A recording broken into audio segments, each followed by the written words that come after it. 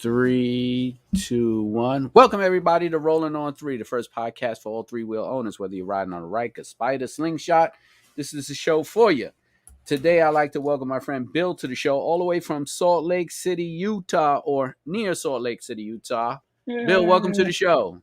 Hey, thanks, man. It's great to be here. Great, I pretty much everybody calls like all the little towns around here Salt Lake City, But I'm in West Jordan, Utah. Perfect. What are you rolling on?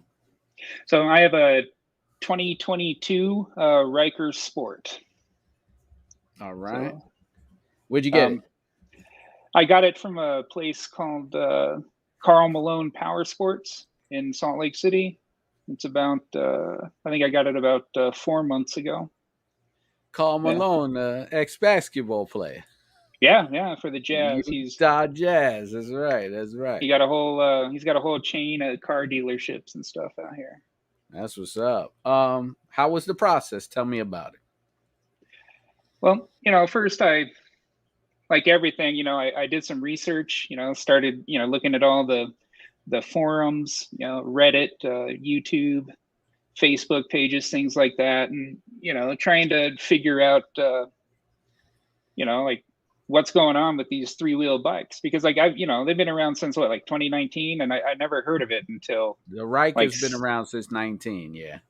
I never heard of that one until like 6 months ago when I saw a commercial for Rykers online, and like that was like the first time that that I went to check it out. I've ridden motorcycles in the past, but I got some medical issues. It makes it real difficult for me to use my my left leg to shift. So, like having the automatic is just perfect on that. So absolutely. So you went to the dealer. Was the process easy, smooth, hard time, come back, waiting list? Like, how did it go? Well, at first, I went with a buddy. We went to a different dealer across town, and like at the time, there were no Rykers in Salt Lake City. Like very few. They were hard to get, and you'd see a couple of used ones, but at the time, I wasn't even thinking about buying used. And we had just gotten like a bonus, right, like a stock payout at work, and so I was ready to go. And I get to this one a shop on the other side of town, and like they have one person in there that is like their Can-Am salesman, right? And he doesn't know anything about Rykers or Spiders, and all he can really he knows a little bit about like the Can-Am the side by sides, and like the big off-road vehicles, but right. He didn't know anything other than it's going to be like a month before they get any. So I went and I went home, like sulking and everything. It's like, man, I got this money burning a hole in my pocket. So I went to Carl Malone, and like they had two Rykers on the floor, and one of them had a sold tag and the other one didn't. And I was, I looked at it. I saw it was the Sport 22. I'd never owned a brand new anything, and I'm just like, all right, I'm going to take it. They didn't have any kind of options, any, for color, anything like that there on the spot. Take what you can get. Yeah, I just grabbed it. So, I have I've got the silver panels. Nice, nice. Did you ride it straight home or what?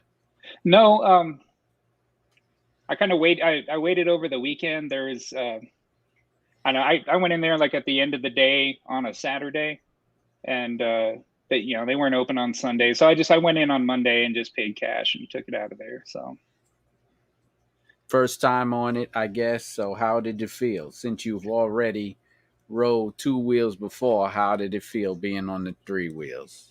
It was, it was a little, I was a little nervous at first, the first time I try anything, even the first time I drove a golf cart, I was a little nervous because I didn't know how to do the commands, but reaching, there's no clutch and no brake on the hands. And I'll tell you, I think, I've heard this story, from a few other people around the community. And I think I had about, the same experience, right? That 900cc sport, my very first time turning the throttle, because, I didn't get a test drive or anything. I just said, oh, that's for sale. It's mine.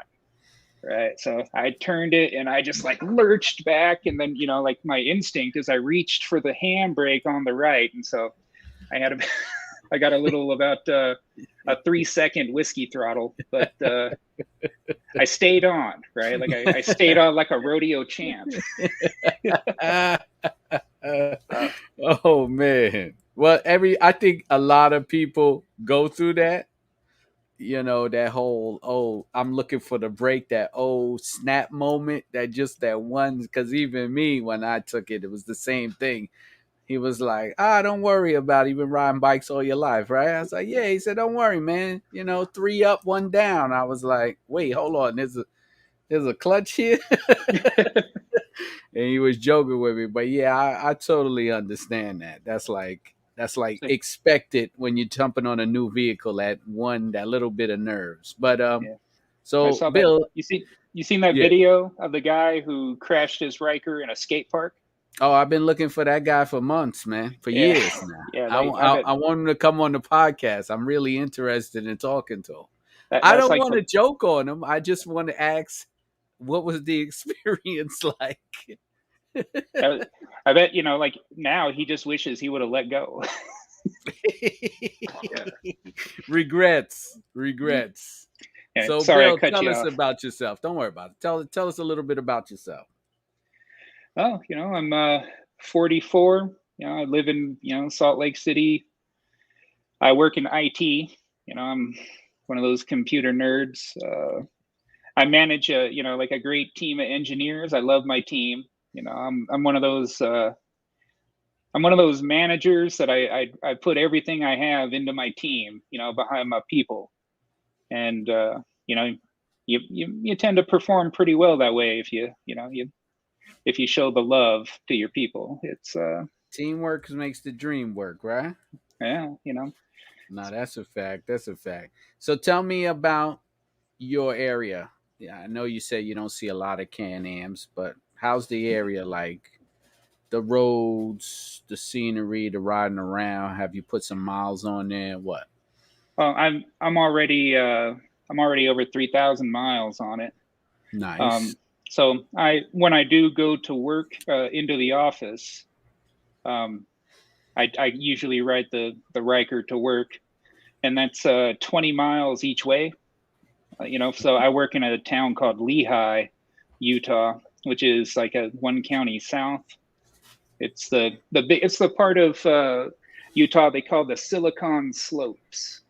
Because it's full of like tech companies, computer companies, IT from around the country have like set up office here, and there's a lot of growth here if you're in that industry. So. Okay. So you're mostly like commuting on it more than recreational? Oh no, I definitely do more recreational riding than the commute, because like since COVID, we don't have a set how many days in the office yet. I mean that's coming. That's like next month, I think, is when that's supposed to start with us. But okay. So I go into the office like once a week, sometimes once every other week. Sometimes we get the the VIPs coming in from the California offices, and so I'll go in to the office a couple of days in a row if there's something like that going on. But otherwise, no. But I mean, riding around here, man, like Utah is just like freaking beautiful, right? Like if you like being outside, that's the thing. That's what like a lot of people don't, like they don't think about when they look at, like all the things people do. Like it's like, man, look at that amazing, beautiful Zion Park, and like the great peaks and everything. And it's like, dude, I would love to go and walk there, but you got to go outside in the 106-degree heat to get there, right? So, but it's not bad. It's not bad today. We actually got some rain, so it's just it's about 80 today. Well, no, we in New York City right now. For those who are watching, this is the summertime for us, August. So we've had a little heat wave. So we're in the 90s. And let me Yeah. tell you, riding in New York City during the high heat waves is rough because it's very congested, very tight, no open roads. And, so you're battling with the cars and the trucks that have heat coming off of them, the black asphalt, the Yeah. sun beating on your head. So, Yeah. yeah, it's rough. I mean, I don't know if people say, oh, if it's an open road, you ride and you get a nice breeze. I Yeah, don't but know. I haven't experienced that. you got to get out there onto the open road. That's here. There's a lot of open road here here in Utah. Right, like so. I actually just started a brand new YouTube channel, right? Because I've been recording my rides and just kind of like putting all this footage in a hard drive and not doing anything with it except sharing here and there on Facebook. But so it's called 3Down UT. Okay. Right? On YouTube, I got a couple of videos on there. There's no talking. It's just a couple of different camera angles of riding on the Ryker.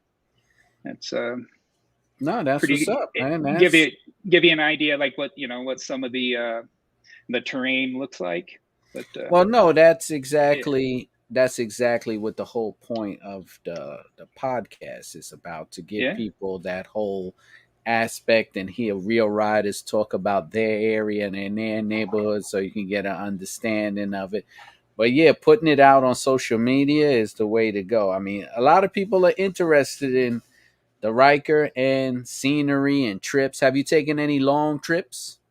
the longest I haven't done any overnights, Okay. but I've gone a few hundred miles, Mm, in a day on it. There's a town, like a resort town to the west here. It's the first town once you cross the state line into Nevada. It's called Wendover, okay. and so that's 90 minutes away, and I've gone there and back a couple times. But like really the place to ride, right? Like if you get a chance to do any riding out here, is you want to go up into the hills around Park City, Sundance, right? You're way up in the mountains where it's going to, definitely be a good 15 degrees cooler Okay. just by being up there, by, the elevation. And it's where the part of Utah that's actually green and lush and, everything. But also, mountain views, right? Like if you like Mm, mountain views, Salt Lake City is surrounded on all four sides by Rocky Mountains. So wow. you got the Wow. Uintas over on one side, the Ochres on the other. It's Do is it a bike town, Utah? Like yeah, you see a lot of motorcycles. Oh, okay. All right. lots of motorcycles. Utah is you don't have to wear a helmet in Okay. Utah, and there are a lot of riding clubs, a lot of different groups. I know a couple of groups like the Motley Misfits is a bunch of dudes that ride the sport bikes. But Okay. I tend to ride with this group called the Wasatch Riders, and I say 98% of the time I'm the only trike, I'm the only three-wheeler there. It's a Can-Am lot does of not call it a trike. It's a three-wheel vehicle or Ryker. yeah. If I say Well, trike, I get an email, so I don't yeah. say it. Man. Can-Am will email me and be like, we told you about this. So I was like, But okay. it's like trike can just throw up the Y every time, like it's with a Y. It's built on the Y frame. I watched that documentary. Oh yeah, that's right. That's I right. was like, but but also, so riding up there around Park City's Sundance, you heard of the Sundance Film Festival? Oh yes, that's right. That that's all up there. Yeah, all in that area in the national parks right around the mountain that's like really super beautiful, and then you get into the high desert, right? And that's where you see the parts of Utah that are in like all the westerns, or like even parts that are in like the sci-fi movies because it looks like Mars. Oh wow, that's interesting. But I never thought of it like that.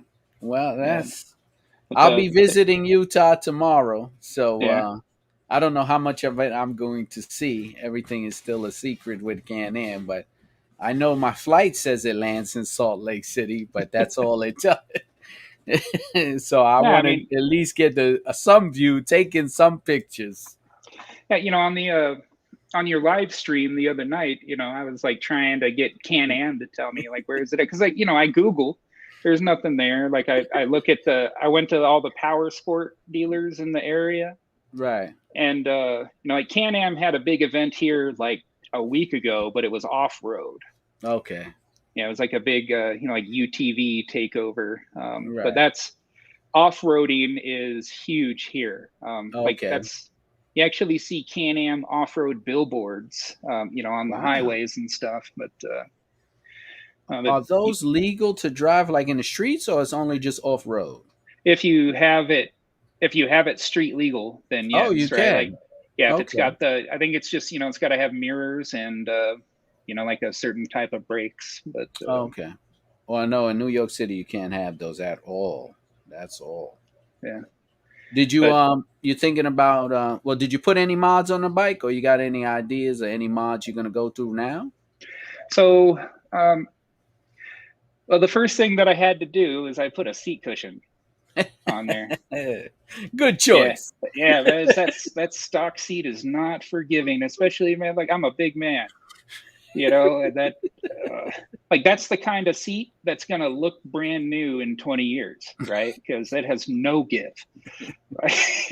And No, it's so unforgiving. It's an unforgiving seat. yeah, I went out. I got a seat cushion called Saddleman was the brand. Mm-hmm. Yeah, and it was it's pretty affordable. The first place I went though, there's like two big Harley Davidson dealerships here in Utah. I went to the Harley dealer, and of course thinking that they might have some kind of universal stuff, but no, all they have is stuff that'll fit just the Harley. Yeah, they keep it proprietary. They don't mind.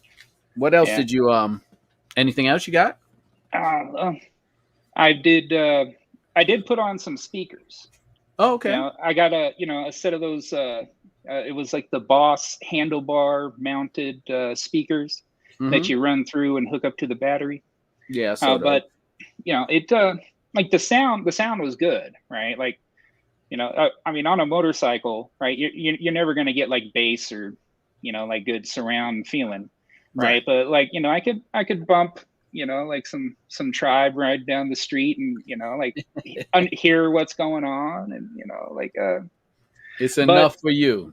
yeah, but I ended up taking it off because one the way the setup with those Boss speakers is you have to install a switch and it doesn't come with a switch, right?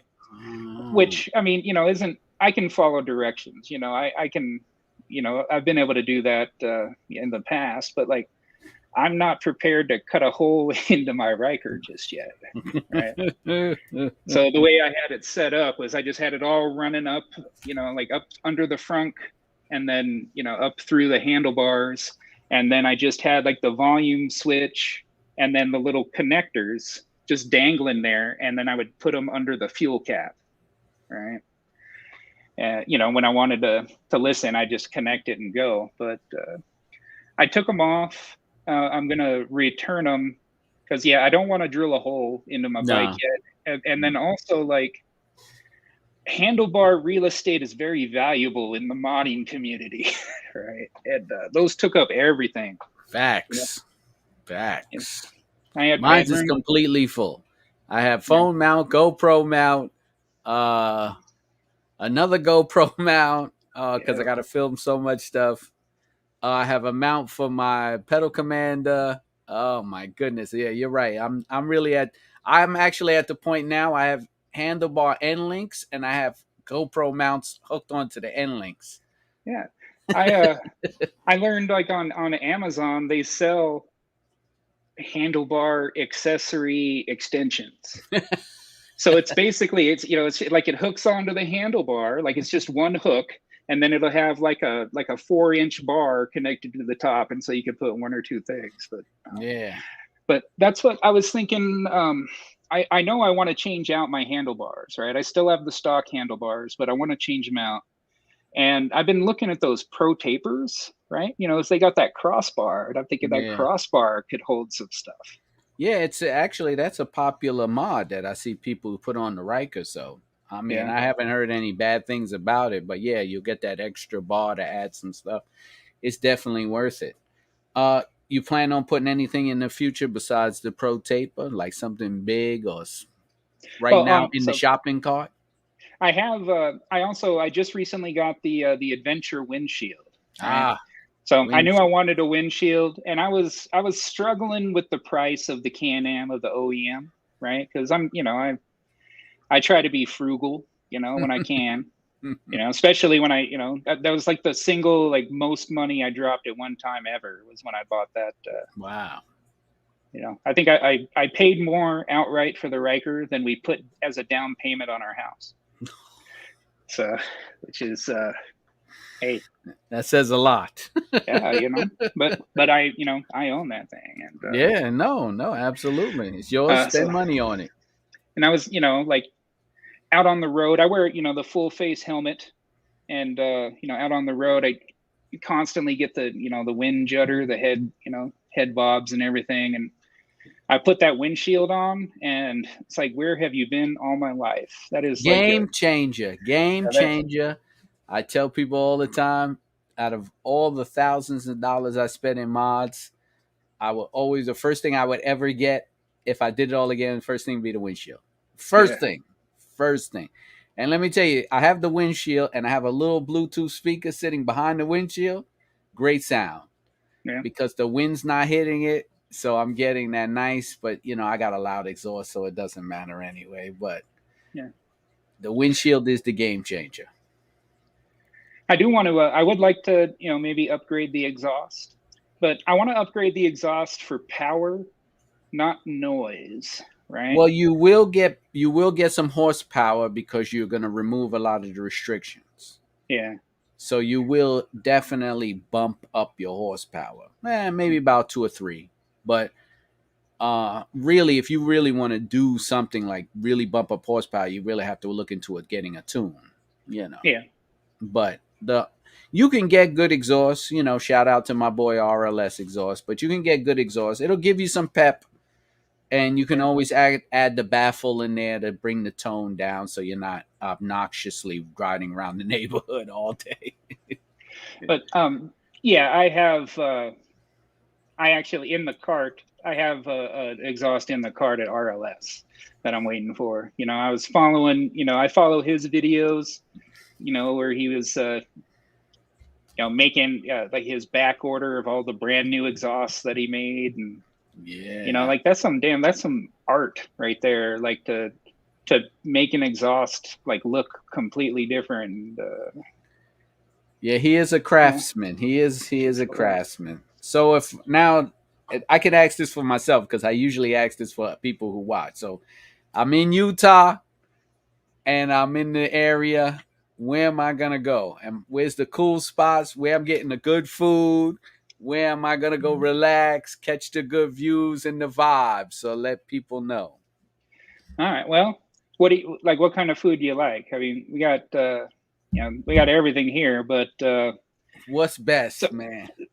So barbecue joints are really good here. There you go. And then like regional places, like they have their thing, right? New York, they got the pizza, and for whatever reason, I don't know why, Salt Lake City has soda shops. Really? Yeah, like drive-through soda shops. Like they're all like there's 1,000 of them. Like they're called like Swig and Fizz and Gulp and like Sugar Time. Just all this stuff. And like the thing is they all like this thing. I say they all. They are the Utah community at large, right? Okay. They like these things called dirty Diet Cokes or whatever. They're just like soda with stuff in it. You know, not like when we were kids and, you know, you mix like one of each one of the fountain, you know, like I think we Right. called that a suicide, or, you Right. know, Right. Yeah, I but, remember that day. you know, but like, you know, it'd be like you know, like a Diet Coke with like coconut and like cherry syrup or something, you know, just all kinds of stuff. And they make it change, you like taste completely different. But, Really?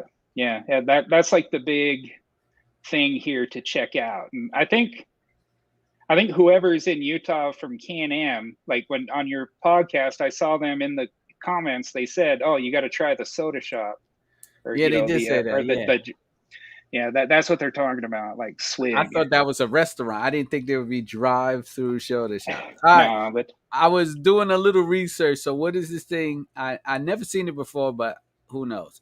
I saw something called fry sauce. yeah, yeah.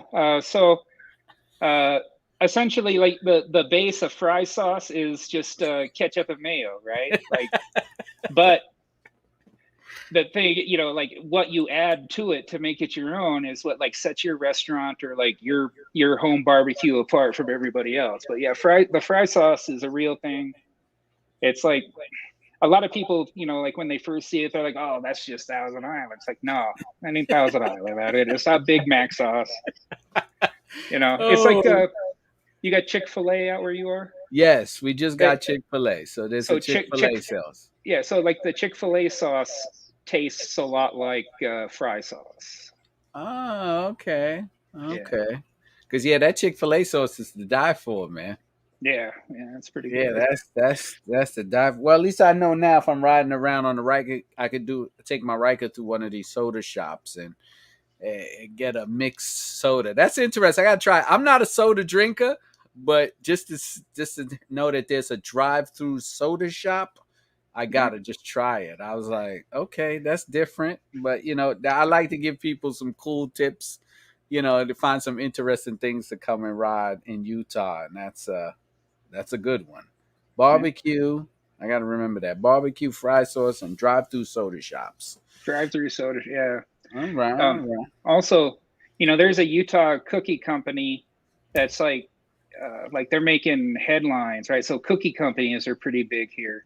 And there's Okay. this one I want to say it's called Crumble, right?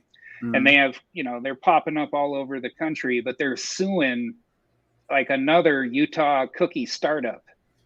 Uh, I don't even remember. Like it had like a similar name, like Chip or something, you know, some cookie pun, right? And they're suing this other one, and there's just this whole big thing like online and like billboards up and down the freeway going to work, and like, you know, like trying to shame the CEO of this cookie company for suing the little guys. It's Oh my goodness. Oh, it's always something interesting no matter where you go, man. yeah. That's great. I got to look for all this stuff. It's going to be great content when I get out there. But tell me, bro, why just out of the Spider and the Ryker, why the Ryker? Money, cost. I would totally have gotten a Spider. Like, you know, if Can-Am wants to trade me straight across for a Sea to Sky, I'll do it tomorrow. Me Right. too. But That's such a comfortable vehicle. you know, like I said, you know, like out the door, my Sport was like 15 and change, right? And you know, like that's not even an 8-year-old used Spider. Nope. So Nope. Yeah, no, you can't go wrong with the price brand new. But you know, the only problem is the addiction to mods. You know, yeah, I got a serious mod addiction. So luckily for me, my past couple of mods have been free. yeah. but but I tell you what, I was paying for mods in the beginning. Oh my goodness! Like I'm gonna start buying stock in the companies now because you know it's It, crazy. It just doesn't stop. Every time I say I'm finished or no, I'm not gonna do nothing. I'm gonna relax this year. I'm not gonna add anything. Here we go. Somebody drops a video or somebody says, "Look at this," and I go, "Oh, that don't look oh, perfect." it's like, yeah, like, you know, you're thinking, man, I got everything I could possibly need. And then Sling Mod adds a light to the jockey shifter. You're like, damn. That's exactly what happens. That's exactly what it's like. Oh, I don't need anything else. Like, yeah, I guess I could fit that. Oh, I guess So, I could add one more light. Oh, I guess I could try this. You know, now I'm in the process of redoing all my LEDs. So now it's like, okay, I got bored. I saw them. I had them on there for a couple of years. Now I'm gonna rip them all out and try a whole new set of LEDs. I've been trying just different type of things: live wire, L wire, laser wire, tunable light bars. So now I'm just gonna try something else. Like I just gotta keep busy. Well, I probably got about a month and a half left. Hopefully 2 months left of riding. August, September. Hopefully it don't get cold in October. So that'll be the months where I start buying stuff and just doing Yeah. little videos like that. Yeah, winter. I mean, when I first moved to Utah, like in 2005, like winter used to start in October. Like it would snow before Halloween, like every year. But the last few years, it's who even knows when, like when the snows are going to come or when it's going to get hot. No, nobody knows. I don't think the seasons are the same like they used to when I was growing up. You could bet on it. Now it's like, maybe in October we'll be wearing shorts. You never know. It's weird. So I don't believe in the seasons no more. It just happens when it happens. Yeah. So if you do, when you're out here in Utah, if you do get a chance to go out riding, and the sun's out, like I mean, I don't know, like dehydration is huge here. It's a major issue here because that sun is really unforgiving, and like it's so dry here that you don't really notice yourself sweating, right? And like not even. I'd say maybe 3 weeks ago, I was out riding with my buddy. He got himself a brand new Ninja motorcycle, and we're out riding around this area called Ogden Canyon. Another beautiful national park area to check out. And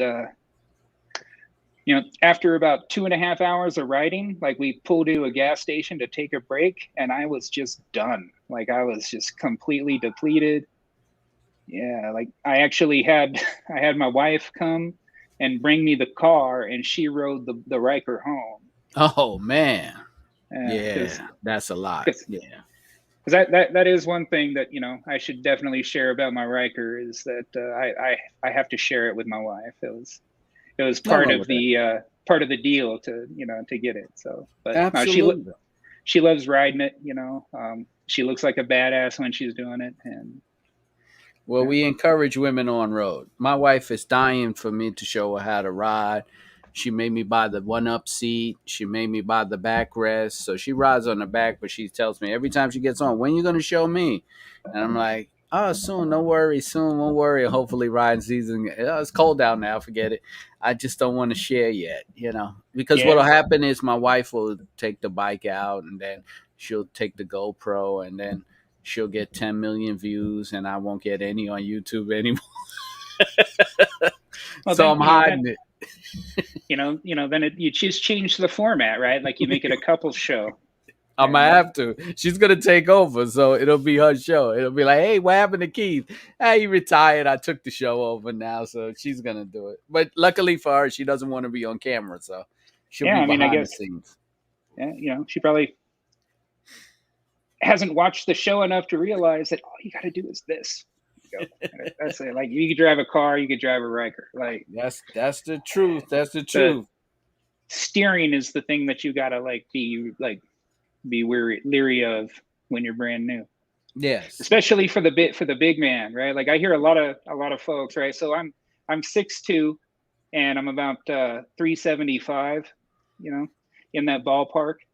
But yeah, so I'll tell you. I mean, I'll show you some pictures sometime, right? Like I used to weigh over 600 pounds, but like I lost a lot of weight. Had a lot of health problems from being that big, and that led to part of why it's hard for me to ride like a regular two-wheeler, right? Okay. But that extra stability, that I get on the trike, but really it's the not having to take my feet up and down. Right. When you stop, like in stop and go traffic is, like a huge game changer. So No, it is. It is absolutely but changes. It gives you that sense of security and that relaxation of being able to just enjoy the bike and not have to worry about everything else. Shifting, putting my feet down, leaning, dropping it. So yeah, it is. It is. If you had to describe your Can-Am experience in one word or one sentence, what would it be? Flying. Hmm. And it's like I'm flying everywhere I go. You know, it's when I rode a two-wheeler like back in my 20s, it wasn't it wasn't to hang out with people or go on rides. It was just like a cheap way to get around town. Mm-hmm. But now like it's totally a different experience for me. And like I look at it differently. Like I've taken the hashtag win therapy to heart. And it's really helped me out. It's been a rough 2 years for everybody, right? The last couple of years. Yeah. But it's really been great. And just flying around. And what I wanted to say about my size, I see this question a lot on some of the Facebook channels about like big guys and like, oh no, you got to get a Spider if you want to be able to go anywhere. It's like, man, I have pictures of my speedometer at 103. Right, like there you go. It may take a little bit longer to get my big ass up there, but yeah, I get there. So hey, what do they say? It's not how long it takes you, as long as you get there. yeah, that's right. There you go. Right, that's perfect. Hey, Bill. So listen, before I wrap up the show, my algorithms get crazy. Shout out your YouTube page. I know you said you was looking for some riders in the area, so whatever you want to throw out there, whatever you got, Facebook, social media, put it out there for the people. I'll link it below also, though. Awesome, that's great. No, I really appreciate it. Salt Lake City, Utah people, right? If you're on three wheels and you want somebody fun to ride around with, hit me up. I got a Facebook group. It was originally called Utah Rykers and Trikes, but now I've changed it to match the YouTube channel. So it's 3 Down UT. It's the name of both the YouTube and the Facebook group.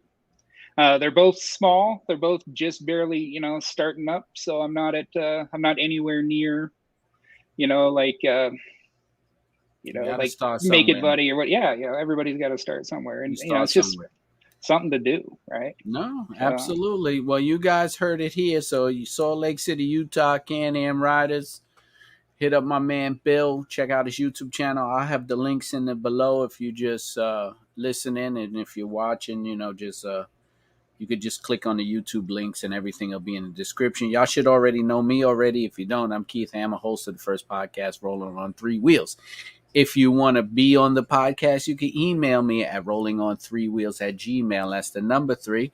Or you can hit me on social media platforms. Type in the hashtag Rolling on 3. Rolling with a G, right? So Rolling on 3. You could also find me on Instagram as the Shadow Black Ryker, TikTok, Twitter, Facebook, you name it, I'm there. Trust me, you'll find me. Appreciate you watching. Bill, thank you for being on the show. We'll definitely talk soon. All right, I'll be in Salt Lake. Hopefully I'll have a few minutes or a few seconds maybe to ride around. If not, I don't know what's gonna happen when I get there, but I'm gonna take in some of the sites you told me about. I'm gonna try to get into some of that. Yeah, if you get to ride and they are like, hey, you want to go ride, and tell them you want to go over Guardsman's Pass and you want to go see Soldier Hollow. And those are going to be like the most beautiful rides that you're going to get. And it'll only take you can do the whole thing in 2 hours. So. Okay. I'll leave it up to them. Thanks, Bill. Hey, Good talking to you, man. Cheers. Don't hang up. I got you.